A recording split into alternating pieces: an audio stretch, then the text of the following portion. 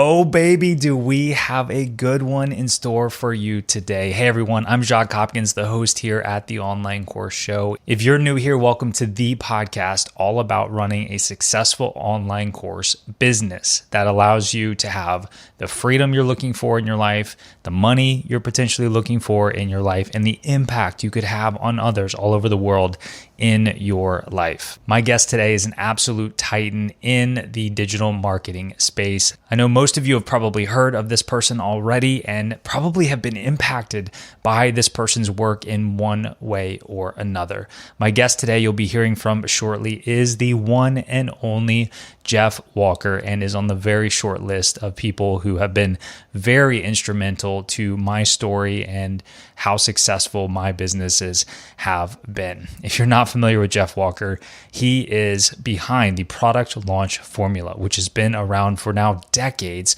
on how to launch digital products. He's been selling digital products himself back since 1996 and has been teaching this exact formula since 2004. And then in 2014, he put it in a book called Launch. So there's lots of different places that you may have seen this formula out there, and so many course creators are using Jeff Walker's formula to make money, to launch their course, whether it's live launches, evergreen, and so on. So let me tell you quickly how I have used Jeff's formula throughout the years.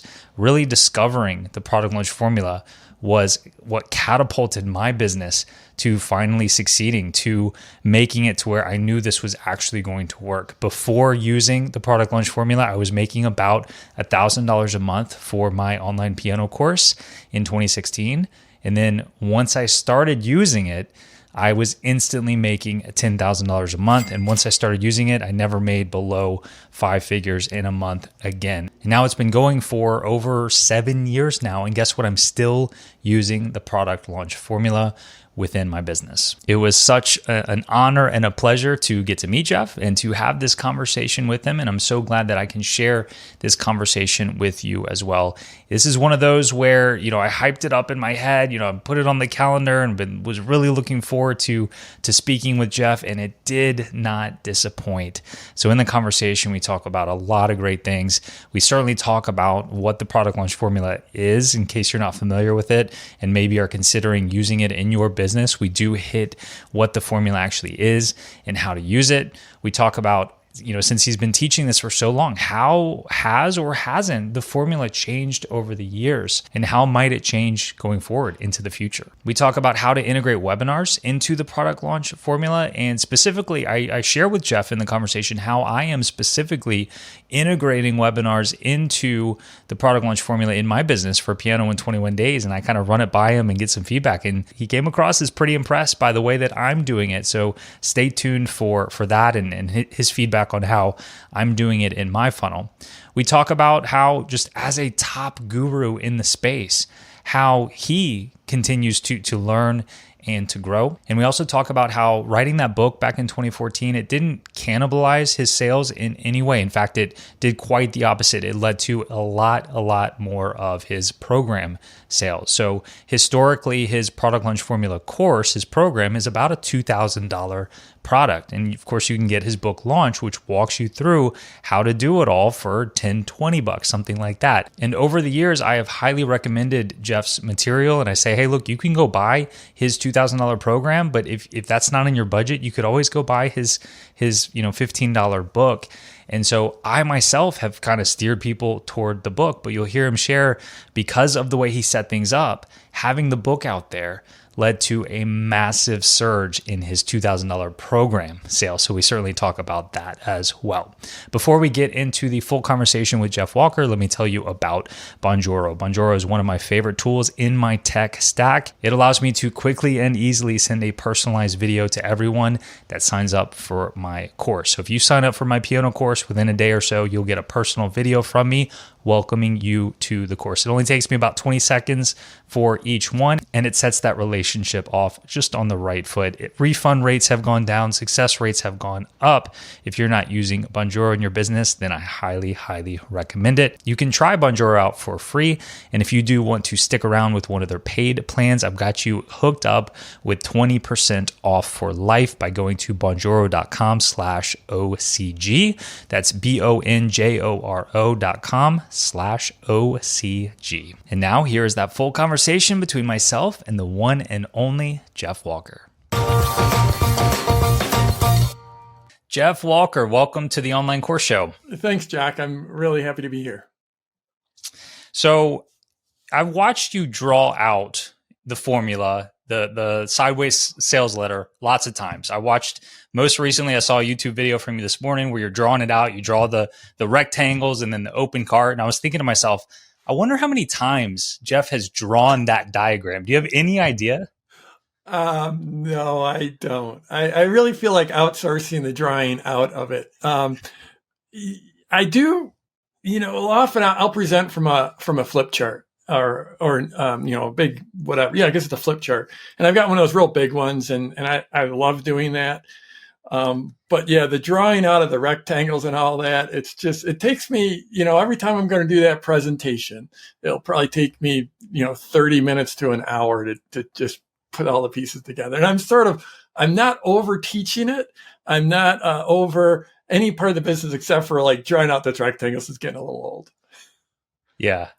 I mean, I've got my frameworks and diagrams and whatnot that I'll draw, but I was watching you this morning draw it out and I was like, that's exactly what he drew. I think it was a recent video. It's like he drew it out the same way when I watched almost 10 years ago, probably. And I bet he's drawn it like that hundreds of times. Yeah. Yeah. It's a lot. The strategy, the thing is the overall strategy is enduring. So I have been teaching that now since I first released Product Launch Formula in 2005, October 21st, 2005, a date that's seared in my memory. And I was actually coaching people on it before then. So the strategy I started developing in the mid 90s and was more or less fully formed by 05. But then, and so that strategy has endured and it continues to endure and people still do incredible launches with it. And I think it's the best way to bring your work out to the world if you've got an online course or a membership site, or you want to do a workshop or a mastermind or something like that. But obviously the tools have changed quite a bit over the years. Well, you mentioned the word enduring several times. It's obviously still working here in 2023. It's still a part of my business for Piano in 21 Days. Has anything significant changed about the formula over the years? Well, yeah, the delivery mechanism is the most obvious. When I was first starting doing launches, and some of this story, it's going to sound like I had this incredible plan to change the world or to change marketing, and no, it just sort of fell in piece by piece by piece. But in the 90s, there was email. That was the only tool that was available. Putting up, changing a web page was it was a pain in the neck. Putting a graphic on a web page was hard. Publishing a photo was hard. And so the one tool we really had was email. And then in the early 2000s, then somewhere in there, blogs started to happen. And then you could publish a page relatively easily. And then there was this brief moment before video where there were internet audio, where you'd put a button on a page and people could listen to an audio. So there was that brief moment. And then video started happening around 05, mostly ugly screen cap video. And then full motion video started to happen maybe, a little bit later. And then by 2010, we were all doing really nice video. And then, and then social media happened and that became a whole nother thing. And so the tools that we use to deliver the formula, to deliver the narrative, to deliver, at the end of the day, what we're doing is we're telling the story of our future clients, of their success, that way their life is transformed, whether they're learning to play piano or learning to meditate or learning to speak a foreign language or learning to be a better parent. We're offering some type of transformation. And so the way to tell that story is really what the formula is. But yeah, the tools have, that's the easiest, the number one thing, the tools, the interactivity. Back when we were doing email, people could write back to you an email, but they couldn't leave comments. So the ability for people to leave comments, like in the early days of blogs and then social media, well, all of a sudden that gave you this conduit to really understand what was going on in your prospects' minds. And that was a game changer. So there's been constant evolution, just absolutely constant evolution, but that the primary strategy has endured. So more tools, more features that we can integrate into the formula, but the core formula is essentially the same. It is. And I've been using it since I think about 2016. And part of the formula, one of the essential parts is the pre-launch content, the PLCs. And by the way, I was an electrical engineer for 8 years. And one of the main things we did was we programmed these devices called PLCs. They're programmable logic controllers. So I programmed PLCs for a long time. And then I had to use a different type of PLCs in business. Relearn the and exactly. The PLCs that I still have in my business today are the same. It's the same version, the same videos that I recorded back in like 2016, 2017, and I haven't updated them. Wow. And part of that is like it's working and it's laziness. Like they're due for an update. But in your opinion, how often should you update those PLC videos? If they're working, then keep using them. I mean, I'm a big fan of using what works. I mean, look at it. I've been, my business is driven by the same product, the same offer since 2005. And yes, I've remade the product over and over and over again. But I'm a big fan. If something's working, keep on using it. So, yeah, I mean, if you did, piano is, I imagine, is somewhat static in terms of the technology, and the technology clearly is somewhat static, and we're slowly evolving, and probably the methods that you use to teach are rather slowly evolving. And so, yeah, I mean, as long as the videos look good, these days, you're 16, you probably created high quality videos. But if you did it in 2012, then they'd probably look pretty ratty in this day and age. So what I would say is don't remake any piece of your marketing just to remake your marketing. What I've seen over and over in this industry, and it's probably in all industries, but I think especially this industry, is people get sick of their marketing before their audience does. And if you have something that's working, keep on using it. And a big part of that, the other answer to the question is it depends on your list growth and the recharge. Are you adding new people to your list and putting new people through it? Or are they, is it the same list you're going out with the same marketing message? But Jack, I will tell you one thing. It's like, this is a quick little funny anecdote. I'll try to make it quick. So, there was a teacher, a trainer, an online entrepreneur. One of the greats his name was Andy Jenkins. And unfortunately, Andy passed away I think it was 2018 when Andy passed away. And Andy was a dear friend of mine, and we just have a lot of fun. Well, we helped each other out a lot. Anytime either of us went into a launch, we'd get on a call with the other one and just sort of bounce our ideas for the creative off of each other. And Andy was a genius with video, and he could also do fantastic script. He could score music for audios. So one year, I sent him I sent him my pre-launch video, my first PLC, just say, Andy, what do you think of this?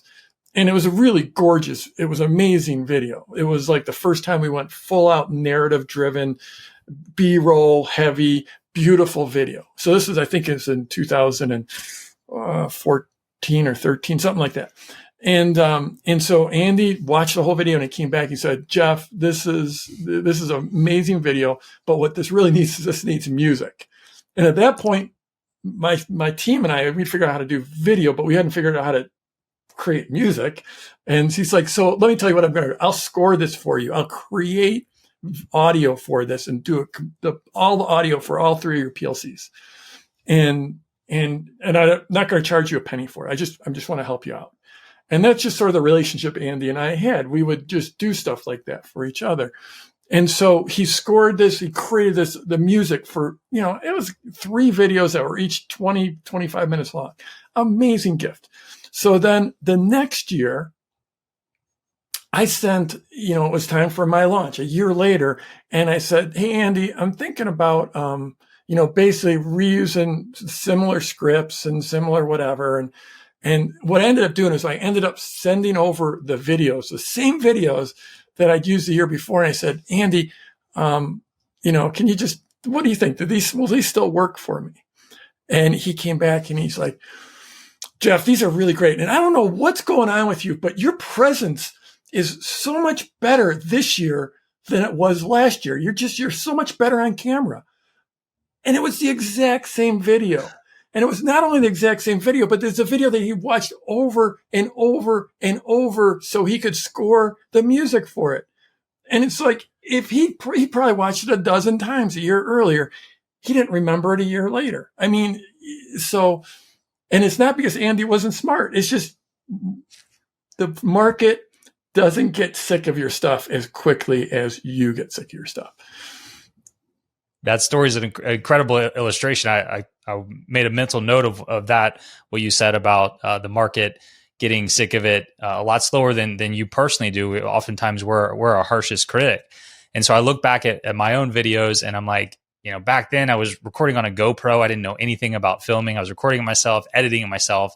But if I were to redo it, the content would be essentially the same. Like you mentioned, actually learning and playing piano, my method for teaching that hasn't changed much over the years. Right. And I don't know that I would do much different in those PLC videos other than it'd be better cameras, it'd be better lighting, maybe add some music in, better, higher quality video editing, but the content would be the same. And that's ultimately what probably people are coming for, is the content. It is. I mean, I think, the bar has been raised over the years that stuff has to look better, certainly sound better, especially in your market. Sound is incredibly important. I mean, if it was shot on a GoPro, you might have a better viewing experience if you used even an iPhone or a DSLR. Just because of the focal length of a GoPro.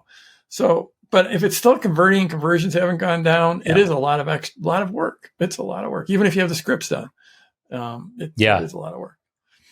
The one thing that really makes me feel like maybe I should do at least something is I have one email and video I sent out during my open cart period that is just my then baby sitting on my lap, and it's a super casual video. And I'm just like, in the video, I'm like, hey, Zoe wanted to make an appearance, and let me show you some things real quick. And she's now 6.5 years old. So this was like 6+ years ago, and people are joining and like, oh, by the way, Zoe is so cute. She's such a cute baby. And I feel bad because it's like, she's in first grade now. Right. I had some clips we had a beloved family dog, and there were a few B-roll clips we had that were just fantastic with the dog. Jenny was her name. And she passed away several years ago. And it's like, that feels weird to put those clips in, but yeah. Well, I'm going to, going forward, I'm going to say Jeff Walker gave me permission to keep using them as long as they're working. So Jeff, what about launching, we mentioned using the same, pre-launch content, same videos. What about when you have like the same product that you're just launching over and over again? Is that okay to just have kind of one core product that you keep utilizing, or is it best to integrate new products into your business? Well, I think, first of all, it's been 18 years I've been selling the same core offer. So I have a course, Product Launch Formula. It's a Product Launch Formula coaching program. I have been selling that offer for 18 years. Has it changed? Absolutely. In fact, in the beginning, I shipped it. It was on CDs and DVDs and books, and I would ship a box out to people. That was the first 3 years.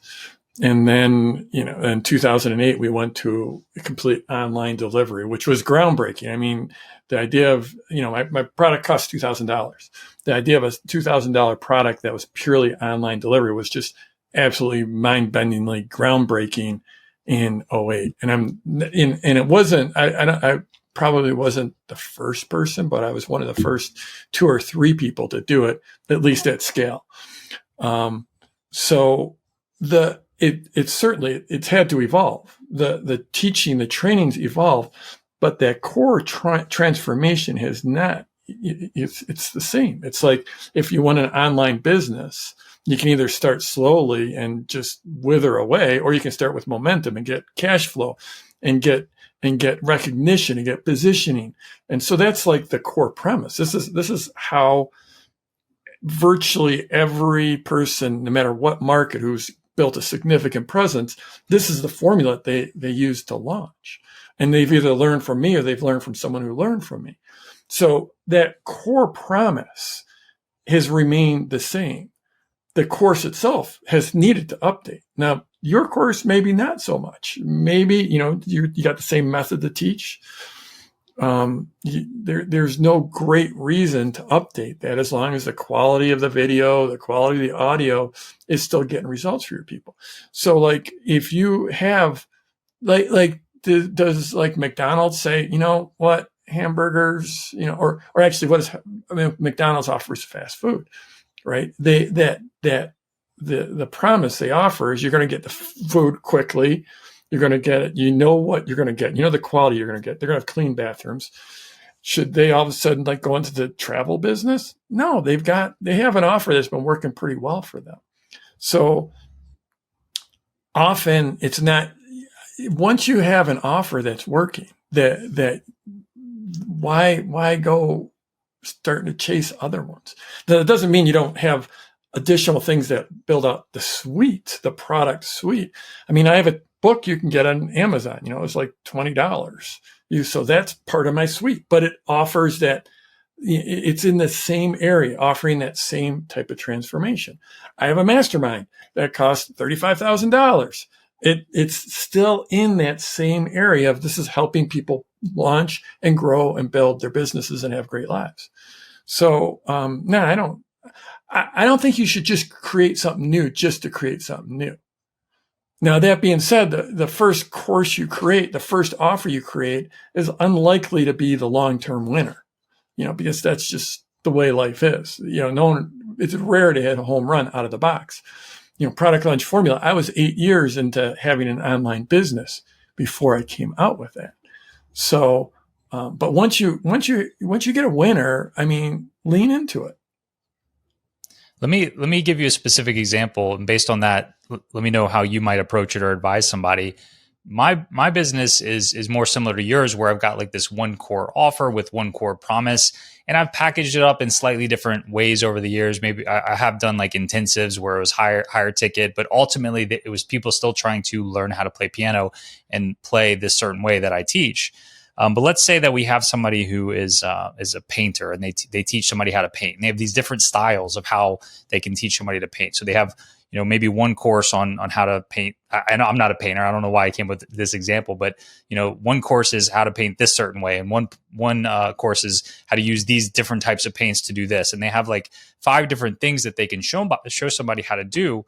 Would it be better to wrap individual launches around those different offers, or somehow package it all up and just launch the same thing over and over again as a bundle? Yeah, every situation is going to be different. There's like for that, I would probably, I would do different courses in general. You can occasionally bundle them and offer. And one of the things you want to do is you want to, so there's a difference between like the product and the offer. And to me, like the offer is like, what transformation are you going to deliver to your future clients? And so you can bundle. Yeah. I love the idea of having multiple courses. It's all within painting. You're still building your list. Maybe it's watercolor. You're building your list, you're building your position, you're building your presence in watercolor painting. Now, maybe it's plein air, maybe it's portraits, maybe it's still lives, maybe it's landscapes, whatever. But so you could have multiple different courses. Absolutely. And then, Black Friday, bundle a few of them together. or new year, bundle a few others together. So having the ability to always create or frequently create new offers, new bundles, I think is a huge win. But you're still in that same market. You're in the same vertical. All your work in building your positioning, building your list, building your presence on social, it all feeds into that same niche. And then you're just serving it in different ways. And I mean, a classic might be you create it like a beginner course. You create like an overall beginner course. And then from there, you're doing internal launches for each one of those. And maybe it's every couple months, you're launching to your current clients or your current list with a different offer. So one of the components of an offer or a good offer is some sort of urgency, scarcity. And so with your sideways sales letter, you got the pre-launch content, you got the open cart period. And in your book, you talk about there's really 3 types that you could implement for that open cart. The offer could go away completely. You could offer a discount or the price rising after the last date, or some bonus goes away. Have you seen any data on maybe which one of those works the best? Well, I would say I know which works the best. But I don't know if I've got recent data, but it's just so obvious when you put these offers out there, and I've made so many offers over the years. So what works the best is that the offer goes away, that there's no longer an ability to get that offer. That is actually a better incentive to get people to act than a price increase. So absolute number one, products coming off the market. Now that doesn't work for everyone. So not everyone can use that one. The way I have arranged my business is that so we can use that, because we bring people in. There are live components to our training. So we have to bring people in just like a college course. We bring people in and they have to join by a deadline to get the live components. And Jacques, I have to apologize. We got some work going on out in my yard. I don't know if you're picking that up, but that's nothing. No, not at all. I don't hear any of it. Good. So it's always like every time you schedule like a podcast, it's like the work gets done in the house or the yard or somewhere. So that number one is offer goes away. And then depending, the other 2 are like bonuses go away. So the offer changes in some way. And price goes up. You already mentioned those. So those 2, it depends just how enticing those extra bonuses are, which one of those is more effective. But 9 times out of 10, the most effective is the offers coming off the market. And again, I know maybe it doesn't work for everyone all the time, but right. There's a lot of variables there. There's so many variables that affects the outcome. And maybe I should have led with that. I actually did a little bit of an experiment in my own business there. And in general, from what I've seen, the bonus one is probably the least effective, but it very much depends on what that bonus is, right? But when I first learned about PLF, I used the entire offer going away. And you would go to my website, you couldn't buy the course or anything like that. You'd have to get into the funnel, and then it would be available, and then it would go away. And I was terrified of offering discounts because so many people over the years would say, never discount your stuff. And one day I was like, you know what? I like a good discount personally. And that doesn't hinder me from using the product if it's discounted. So I did run an experiment with testing the offer going away completely versus offering a limited time discount, and actually advertising my course on the homepage of my website and in the funnel. You could get a discount, and the discount actually proved more effective for my business. We increased revenue by 50% by doing it that way. However, I will give the caveat. I mentioned there's a lot of variables. The course was $500. It was $497 for a long time. So I know you're only supposed to change one thing at once, but in addition to offering a discount, we also doubled the price. So when it would go away, it was $500, but I increased the price to $997 and incentivized people with a $200 off discount off of that. So there also was a price increase off of that, decrease. But that's the model we've been using now for a couple of years, is the discount model based on the results that we've seen. Mm-hmm. Yeah, I bet that was the best month you had ever had up till that moment. Yes, 100%. Yeah, for sure. Until COVID. COVID was actually the best months I've had. Oh my goodness. I imagine that was really good for you. Yes. Yeah. I think, COVID was in general very good for online business. Very, very good for online business. But I imagine piano, which is like, Yeah, it depended on the niche. I mean, so many people have learning piano on their bucket list and they're home and looking for things to do. So my business did really well during COVID. But the last person I had on the podcast teaches piano teachers to be better piano teachers with their in-person practice. And COVID was horrible for him because in-person piano teachers, right. They didn't have many clients during COVID. So it very much depended on the niche. Yeah, it was very fickle, very, very fickle.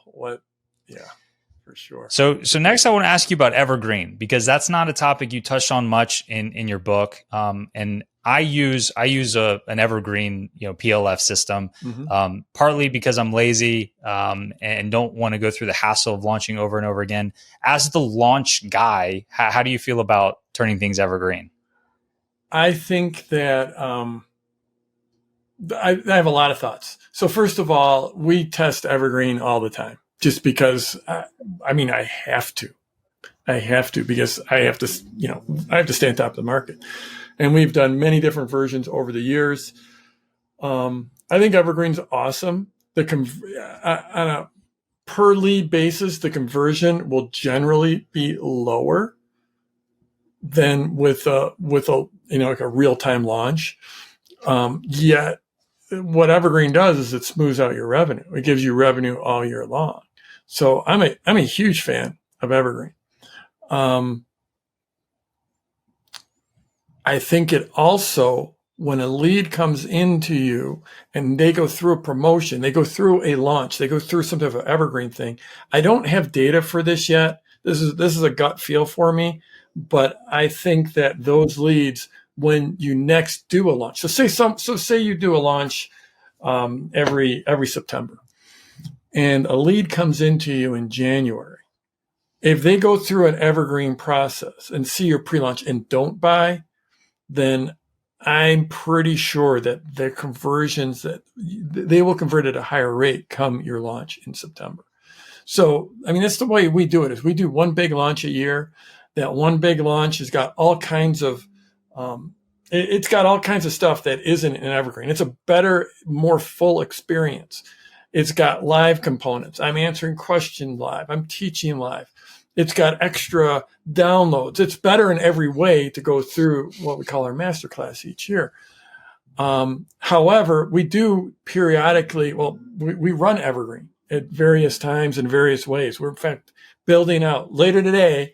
In a couple hours, I'm going to go film some video to put the pieces together on a new Evergreen model for us.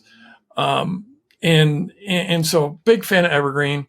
It smooths out your revenue. And here's something to think about. It's like, I'm all about launches, right? I love launches. I love what they've done for me. I've sold over $100 million of my stuff in launches. My students have sold over $1 billion in their launches. So it's amazing. There's nothing that gives you that momentum and that cash flow out the gate like a launch. And it's risky, right? Because like, I have a friend who was doing a big event that was literally, it was scheduled for September 13th, 2001, right into 9/11. Everything shut down. Not so good. I know someone else who had a launch planned for late March in 2020. And all of a sudden, the videos didn't work because you couldn't put out a video in late March of 2020 unless you were talking about the pandemic. So there are outside events that can impact the launch. So what I did in my business, and I've got what I consider a significant business now, and I've got what I think of as a large team. We've got somewhere around 35 people on my team. And so it's a real business. We have to perform to keep the lights on. And I can't risk having something go wrong. I'll tell you what, January 6th, 2020, I had a promotion going. I was live. I had a live cast on January 6th, 2020. Wow. It was we didn't do that well with that one, right? So, what Evergreen does is it allows you to smooth out your revenue. For me personally, I don't want my launches.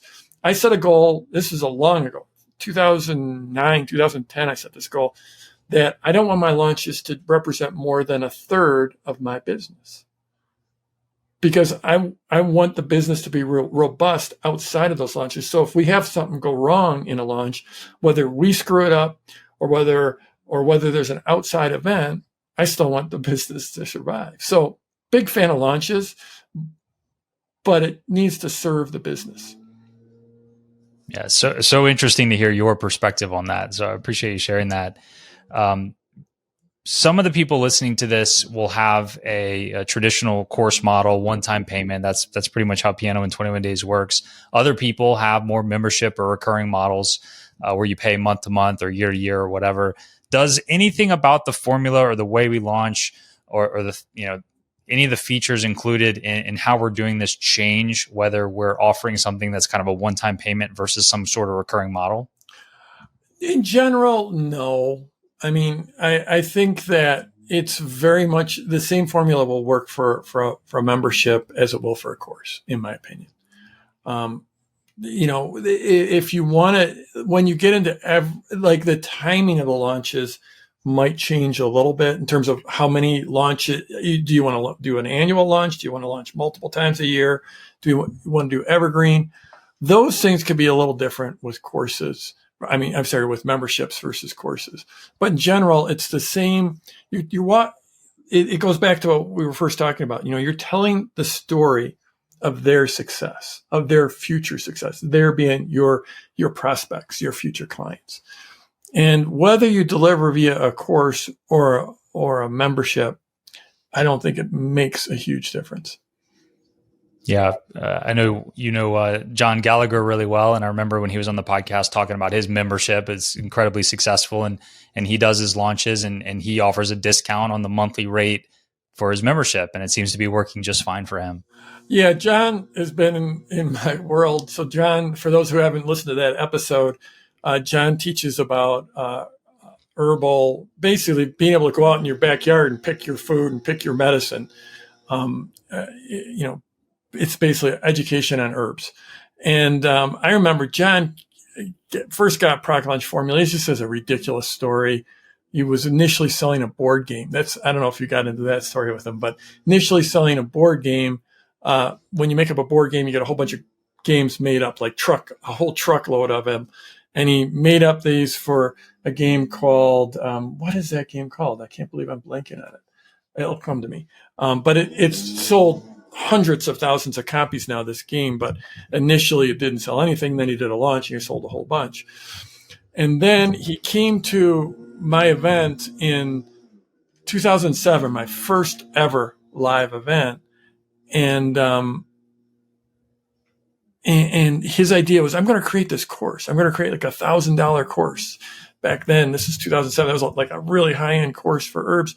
And by the end of the event, he's like, I'm going to do a membership site. And that membership site, I think typically goes for $10 or $12 a month. But he still does a full launch for it a couple times a year. And he's put thousands and thousands of people into that membership.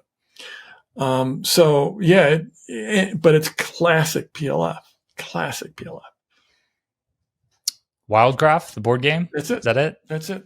Yeah. Yeah. Yeah. So it's fascinating that, we're talking about obviously courses and memberships, but you make it clear that this can work for all kinds of businesses. And John's first experience with the PLF, which, you've used this case study in your program, in your book, was to launch that board game. It's just a fascinating story. Yeah. It was just crazy. Like when he first he wrote into customer service and I saw that story. I'm like, this is amazing. I got to get on a call with this guy. And since then, John's become a good friend of mine. He's been in my mastermind for 13 years and awesome person.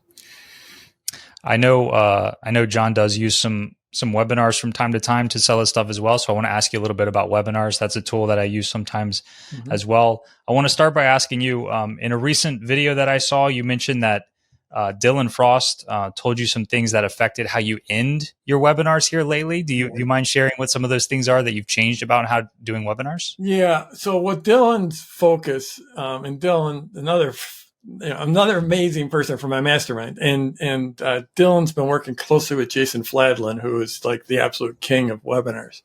And ironic, well, I don't know if ironic or not, but Jason Fladlin bought PLF That was the first high-priced product he ever bought. It was just amazing. So Jason Fladlin's gone on to do just incredible things. That's amazing. Yeah. In any case, Dylan, what he said is focus on making the sale while you're on the broadcast, while you're on the webinar, while you're on the live cast. And it's funny, we use the term webinar that I sort of feel like that term has lost its meaning. Like, what exactly? It used to be like it was slides with a voiceover, and now it can be anything. So I like to teach from a flip chart. So my webinars are live broadcasts of me teaching from a flip chart. And, but yeah, his main focus was make the offer so that you drive the sales on the call. And I sort of blew that out. It's like one way to think about this. And so I took that idea and I moved it throughout my launch. And the idea of, in general, I think in selling, you do best when you take people to a higher state of intimacy throughout the sales process. So they first come to your opt-in page. There's no connection. There's no relationship. There's no intimacy. They've just landed on your page. They probably don't believe you at that point. But somehow in the copy or in what's on that page, you convince them to put their email address in. Maybe even their name, maybe even their cell phone number, but at least hopefully their email. And they've clicked that. Now there's a start. They've exhibited some trust for you. And then throughout the launch process, hopefully you engender that trust. You grow that trust. You start to deliver great value. You show that you understand who they are, what their hopes and dreams are, what the trials and tribulations that they've gone through and might go through, and whatever it is. Again, it could be piano or it could be meditation. Whatever you're working with them, whatever that transformation you want to make. So you start to develop, hopefully, a relationship, even though you don't know who they are, and they're just maybe watching a video of you or reading your emails or reading your reports, but gradually you're starting to develop a relationship. And, it's as such a digital relationship. And then if you actually were to get them on live, that's another level of intimacy. They're actually with you in real time and they're watching you, and maybe they can see your video and they can type back comments. They can type into the chat. You can tell a joke. If it's Zoom, maybe you can see them reacting. And so you've started to build that higher state of intimacy. And I think that's really what a launch does, is it gives you this chance to build a relationship with a lot of people over a short period of time. And I know what I used to do is, because I know that having some type of an incentive to act before a deadline will double your sales. Just like you said, you're 50% more sales, right? And I've seen that over and over and over again. So I always want to build that into my launches. So we'll do a live broadcast in the middle of our open cart period when people can actually buy from us. And I'll offer some type of what we call a fast action bonus, some type of incentive to buy quickly. But I used to say like, you know what? We've got this here's this offer. And if you buy today by midnight tonight, then you get this special bonus. And, that worked. But after spending some time with Dylan Frost, and this is what's great is, about this industry, is you have people that are your students, and then they end up taking your work and doing amazing things with your work, and then coming back to you and teaching you. So it's happened thousands of times for me. So Dylan's like, you need to push to make the sale on the webinar, because it's a higher state of intimacy. Because if they're on that webinar with you, where's the higher state of intimacy? Is it on the webinar where they're watching you, where they can hear you, where they can type in the chat row, whatever, or 6 hours later when you send them an email, it says, hey, the deadline's coming up in 30 minutes if you want that special bonus. So I used to have the deadline be at the end of the day that webinar was on. And now I have the deadline be on that webinar. And that made a big difference. I'm curious. That's fascinating. I'm curious to hear more about the best way that somebody can integrate webinars, into product launch formula, and I'd like to share with you how I'm doing it, because I'm still using PLF, but I am integrating a webinar in there as well. And back in 2016 is when I discovered PLF, and before that I didn't really have any sort of funnel. I was just like, you come to my site, you can browse around, maybe buy or maybe you don't buy. And I was making about $1,000 a month from my course. And I had quit my job as an electrical engineer because I wanted to spend the time on the business to try to make it work, not because I had made it work. And so we had a new baby at home, Wow. My oldest daughter, who's 8 now. And my wife had quit when she was born. So the pressure was really on. Wow. And I discovered PLF, and I implemented the pre-launch content and the open cart and the closed cart, and really set it up evergreen from the beginning. And that alone 10x'd my business. So thank you for that, by the way. You're welcome. And hallelujah, what a great time to 10x your business, Amazing. Yes. It was 8. So we had about a year to make it work with savings and everything. Yeah. And it was about 8 months in when my wife came to me. I was still making about $1,000 a month. She came to me and told me she was pregnant with our second kid. And I was like, oh crap. Cause I hadn't made it work. 8 months of focusing, and I still was making $1,000 a month, which is not enough for a family to live on, especially a family of 4 now. Fortunately, within the next month, I kind of implemented PLF and literally 10x my business. Wow. Going forward into 2018, still had the same funnel going, still doing really well. But I noticed that people, they would come to my site, they would opt in for my lead magnet, which was a little workbook about learning 36 popular songs in 5 days, same lead magnet I use today. And then it'd be about a 7-day pre-launch window with my pre-launch content. But I noticed people in the first couple of days would be like, hey, I'm ready to buy now, And so I started to hear the buzz about webinars and everything. So what I did was, on the thank you page, after they opt in, I said, there's a quick video that says, hey, thank you, welcome, download the workbook. But if you want, right under that, you can watch a free workshop that I'm putting on. And it's just an evergreen webinar that they can opt in for right at the beginning of the relationship. So I found that allows people, the really hot buyers, to go ahead and buy now. And then those that don't buy or unsubscribe keep going through the sequence. Then they get fed PLF and do the whole thing. What do you think about that integration of webinars into the model? And how are you integrating webinars? First of all, I love that. So let me just make sure I completely understand. So right when they opt in, maybe on the thank you page, they get the opportunity to then raise their hand, say, yeah, I'm a hot prospect. I'm interested in this webinar. Then if they do that, then you're on the webinar and you make that offer on the webinar. And is that all evergreen? It's all evergreen. It's all pre-recorded. Yeah. I love that. So we have not. It's just a video. I'm not using any fancy software either. It's a video on a page with a buy now button that appears when I present the offer. Yeah. That's it. And the price point's $1,000. Well, the urgency or scarcity starts there with the discount. So for the first time, they'll see the opportunity to get in at a discount. And there actually is an extra bonus I throw in if they buy like that day. Mm. And then if they don't, so what's the discount to at that point? From $1,000 down to? So from $997 down to $797 throughout the entire funnel, whether it's webinar or through the open cart that happens a week later. Okay. But that same discount. Got it. But you do offer a fast action bonus on the webinar that they won't get later on. Is that accurate? Correct. Yeah. So I have not done that on our evergreen. We've talked about something similar. I like the idea. It's super cool.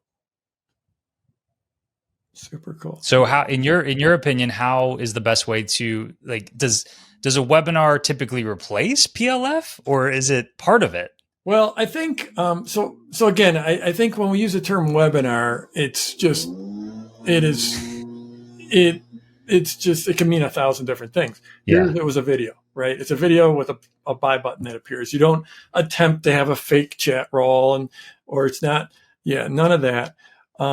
So, in essence, you're giving people a fast ramp into the offer for the people that are really hot. So, you're calling it a webinar? Would I call it a webinar? I don't know.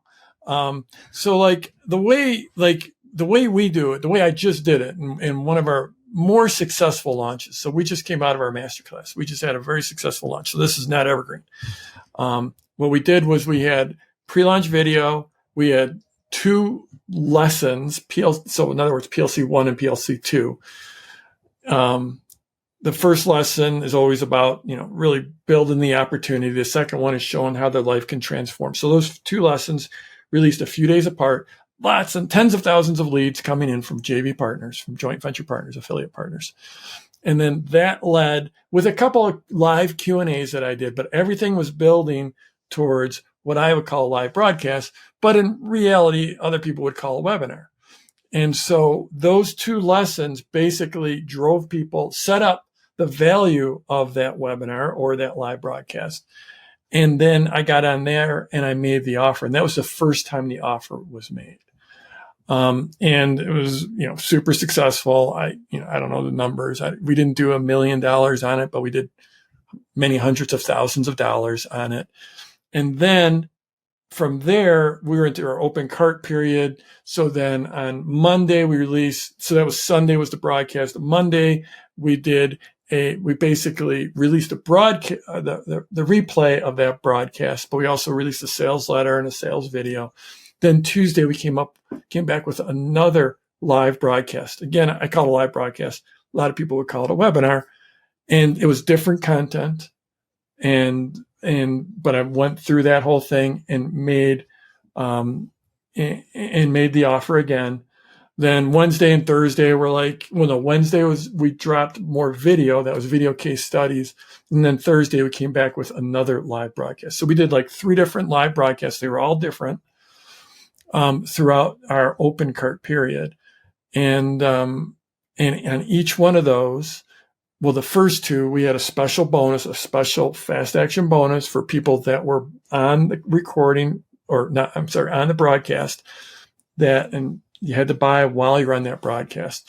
And then the final broadcast on Thursday, the scarcity there was just, the offer was going away because that was our closing day. So, typically I think webinars, especially if we're talking live as opposed to evergreen, I think work best at the beginning of your open cart period, and at the end of open cart period. Yeah. And like you said, webinar can mean 1,000 different things. Mine's a video on a page with the buy now button coming in at the right time. Yeah. Yeah. Like the evergreen we're running right now is basically, what we do is we spend, depending on what day of the week they join, we will give people content that is email driving people to a web page, that basically a well-designed page. It's almost white paper-ish. And really what we are trying to communicate is the value of a launch, the value of giving people, basically creating desire before availability, and why that's so important. And so we spend a couple days doing that, and it's all leading to the recording of a live broadcast, which again, like yours, we don't pretend it's live, but it's here's this thing, and this training's available. It's, whatever, an hour-long training, and, you can watch this for the next 5 days. And so it's like yours, but we don't have that fast ramp onto it. And it's interesting. What's super interesting also is I would imagine you're at $997 or $1,000 or $800 discounted. You're still probably at the high end of the market, right? In terms of, yes, correct. Yeah. So it's not necessarily an impulse purchase, but you're taking people right into the sale. So, one final question about that. They first opt in, they get this opportunity to opt in now to a webinar. And if they click yes, they're taken to that immediately. Yes. Yeah. So they don't have to technically opt in again because they've already opted in. So I have their email address. Yep. So it's literally a thank you page. They opt in for the original lead magnet. They opt in, they go to their email to click the link to get the lead magnet, come to a page. It's got a video of me welcoming them, telling them about the lead magnet. Hey, it's right below this video. Go download it, go through the workbook. But hey, step 2 below that is this workshop. And in this workshop, you're going to learn X, you're going to learn Y, you're going to learn Z. Totally optional. But if you want to take part in that, click the button. They click that button. They immediately go to that page with a video on it. It doesn't have the playback controls. Very simple page. So it's 2 hours long. It's like 2 hours and 10 minutes long. Wow. So I don't want them to get scared off by the length, but they can go start watching it. And it's, a lot of the components of my PLCs are in the webinar, Right. But I just got so many requests from people. It's like, hey, when's this going to be available? I'm ready to buy now. It's like, okay, I want to try to eliminate any friction that somebody might have from buying. The PLF stuff works great for most people, but for those like super hot buyers, giving them a chance to buy now through that webinar has worked. Yeah, that's great. What percentage of people buy in that webinar versus the rest? I need to track that data down, Jeff. Sorry, I wish I had it. I need to track that down. Yeah, that'd be interesting. That'd be super interesting. Yeah. And what also it'd be a super cool test whether, like, even if they didn't buy, they watched that video, and even if they or started to watch it, and even if they didn't buy, does it increase the conversion later on? That I would be super curious. Would it have been somebody that would have purchased anyway, basically, right? Yeah. So that's always an interesting question, and that's kind of one question I had for you is like, to kind of shift gears, is with the book that you wrote years after you launched a $2,000 program, and it's very, very successful. Do you ever worry that having the book for $20 will cannibalize any sales of the $2,000 or higher products? Well, certainly before I came out with the book, I worried about it. I was reassured by some really smart people that it would end up building my business. And in fact, here's the book. This is for everyone out there. Go to Amazon. It just came out. The soft cover just came out. This was just updated. Just 2 years ago, I came out with a new version. It was updated. This is a #1 New York Times bestseller when it first came out.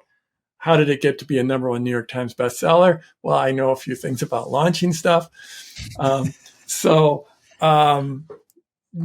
it hasn't. What happened was that the first edition came out in 2014, June of 2014.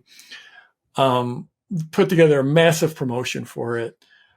Ended up, for those of you who don't know, books are not a way to make money in general. Very few people, I spent 2 years. I spent 2 years writing the first edition, and then the second edition, I spent another year revising it for the second edition. That's a lot of time. I don't want to brag, but I have a pretty good income, and to spend that amount of time, it's a serious investment for me. But we did in the month after the book, I did an additional $1 million in sales just from taking the people who bought the book, gave them some bonuses, and then I took them through their own little launch sequence and basically made $1 million in sales. But then, so that was June. Then about 4 months later, we did our annual launch, and that was the best launch I ever did. Like it was over $5 million. I've had a lot of launches in the $2-3 million range, close to $4 million, but that was the best launch I ever did. Was right after the book. And then what's really interesting, Jacques, is so I have actually 2 masterminds. I mentioned there's the highest end one is $35,000 mastermind. They have another one that I don't like to compare the levels, but one's more for more people closer to the beginning of their journey. Maybe someone who has a business that's in the $400,000 to $2 million range. They would be in what my Launch Club mastermind, and that's a lower priced mastermind. And then the Plat Plus is for people more in the $2 million to $100 million range. In any case, long story, but since 2014, when I first came out with that book, I bet you, I don't have the exact number, but approximately 60% of the people that join my mastermind came from the book. That was their first exposure to me, was from the book. And I will tell you that if you look at my entire list, hundreds of thousands of people following me, I bet you only 5% of them came from the book. So what I'm saying is that a book, a well-written book, because this is, like I said, I put 2 years and then another year into this book. It wasn't just, ChatGPT didn't do it, and I didn't have it ghost written. I spent a lot of time on it. I made it a great book. And when you do something like that, the quality of leads it brings in is just extraordinary, through the roof. So again, of my highest end clients, people spending $25,000 to $35,000 a year with me that stick for year after year after year, those are the people that come from the book. So I would say just pure, you look at my business and it grew dramatically after that book. So again, a book's a huge commitment. It's a lot of work. Launching it is a huge amount of work, and it's not something to be undertaken lightly. That being said, if you do it well, then the reality is, why someone buys this book, why would they then come and spend $2,000? Well, when they spend $2,000, it's the difference between a college book and a college course, right? In a college course, you go deeper. You have a professor pulling in things we can go so much deeper in the course. And oh, by the way, in a college course, you have office hours. You can go visit the professor, right? Well, when you join our program, then we have calls. You join a program, you get calls for a full year, coaching calls for a full year. So it's the opportunity to go deeper. Launch is on the very short list of books that I recommend to course creators. I just recorded a video for Instagram the other day with my top book recommendations, and I reread it here in the past couple of days because I knew we'd be talking, just to refresh myself. And it's a manual on how the formula works and everything, but it does do an amazing job of people wanting to go deeper on the topic. So I can see how it's just been kind of top of funnel for you and created more business. But I can tell you that going through your actual program many, many years ago, like just the case studies that you included with like Will Hamilton's PLCs, right? I can't tell you how many times I watched his PLCs as I was doing mine because it was a real world example of how this works. As the viewer, I knew that this content was responsible for an insane amount of sales. And I just kind of mimicked it for piano instead of tennis. And so that alone, just being able to get access to that was like worth the price of the whole program. Yeah. Yeah. No, obviously in a course, I mean, you're an online course guy, right? It gives you, you have so much more of a palette to teach from and so much more space. But I tell you one thing about the book is, I run into so many people that have taken the book and it's changed their life and never taken the course, never gone through or they've gotten the book. They thought it was an amazing book, but it didn't change their life because they didn't do anything, but they still have this tremendous goodwill towards me. So I think having the positioning and the goodwill over the years of so many, hundreds of thousands of people have bought the book. I've had tens of thousands of people go through the course. I just think the long-term value to me in my business of having that out there, creating value for people for whatever, $20 or $10 for the Kindle version is just through the roof. So yeah, cannibalizing sales is just not a thing. At least hasn't been for me. Well, last question for you, Jeff. So many, big name people have been through your program and attribute a lot of their success to that and whatnot as such a, kind of top guru in the space. How do you keep like learning and growing? That's a great question. So, I've mentioned a number of times my mastermind and that's truly it is. So in 2010, I started this group Plat Plus. And half the people that joined back in 2010 are still in the group, like Will Hamilton, like John Gallagher. And so that just frame of reference, that doesn't happen anywhere in the industry. To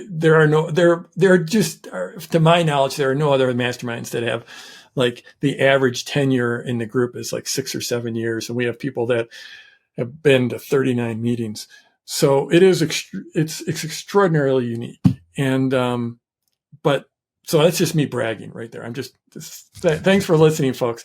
But really, when I created that group, it wasn't to make money. It was because I don't think I'm the most creative person in the world. I've been selling the same damn product for 18 years.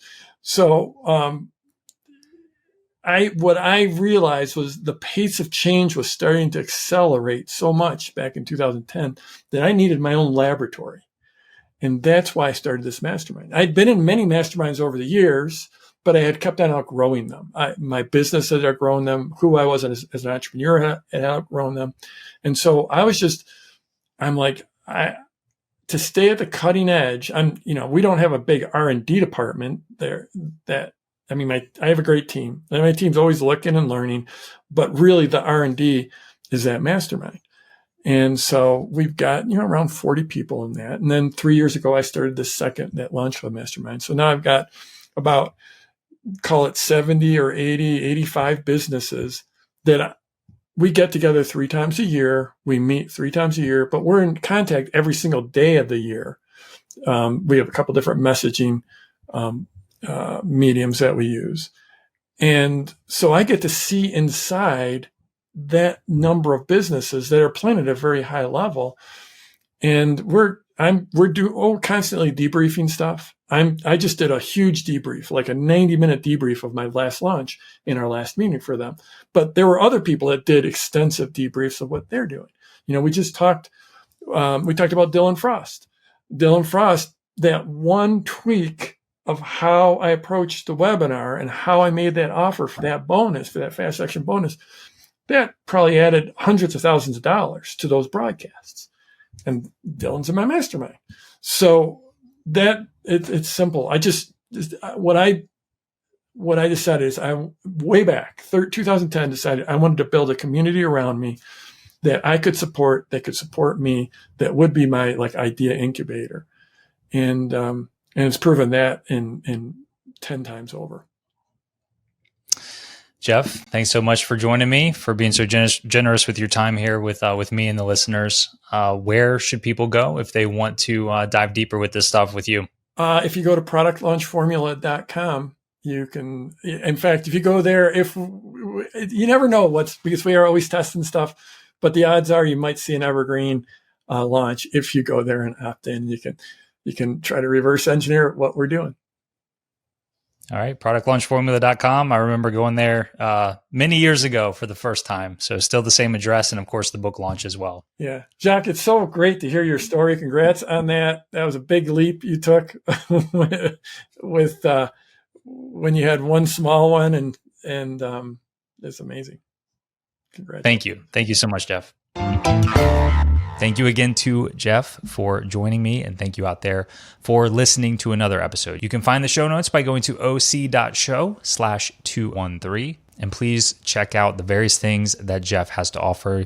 You've got productlaunchformula.com, you've got jeffwalker.com, and then you can also just go to Amazon and search up his book, Launch, as well. If you haven't done a kind of deep dive into the product launch formula at this point and wondering if it would be a good fit for your business or not, definitely check it out. So many successful course creators are using it. Maybe just start with the book, not a huge investment. And then if you want to go even deeper, then there's certainly Jeff's programs as well. I also want to tell you about my new weekly newsletter. It's completely free. Every Friday, you will get one actionable tip to your inbox so that you can get on the fast track to a simple, profitable, and impactful online course business. If you want those tips to your inbox for free every Friday, just head to theonlinecourseguy.com into your email and you'll be registered and signed up to start receiving those every Friday. It's a new series I've been doing for the past few weeks. The response has been very, very positive. So if you are not on the list yet and you want to be getting those free tips, head to theonlinecourseguy.com and enter your email, and we'll be getting that over to you. So that's going to do it for another episode here. Thanks again for tuning in. Get out there and take action on what you've heard today. I'm rooting for you.